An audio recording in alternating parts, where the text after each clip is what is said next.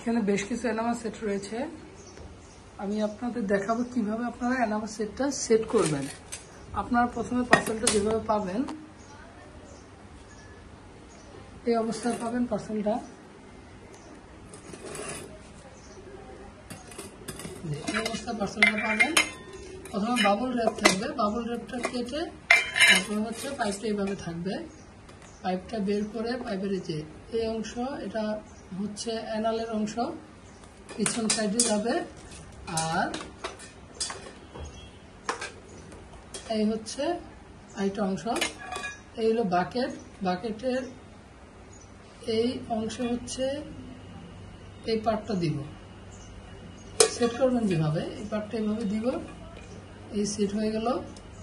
এই পাইপটা থাকবে হচ্ছে 5 ফিট। এই সিলিকন পাইপটা থাকবে 5 ফিট, এক পিস থাকবে। আর নজল থাকবে দুইটা। এই যে একটা নজল, আরেকটা নজল হচ্ছে পাইপের মাথায় সেট করা থাকবে। এই টোটাল দুইটা এইভাবে সেট করবেন, তাহলেই হবে। এইভাবে সেট করে নেবেন।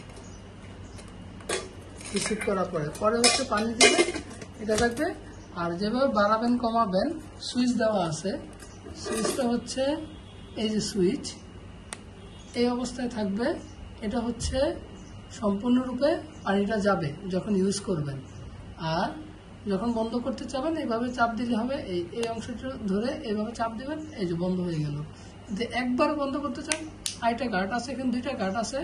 গার্ডের বিষয় না, বিষয় হচ্ছে এটা ছেড়ে দিবেন, পানি যাবে, চাপ দিবেন, পানি অফ হয়ে যাবে।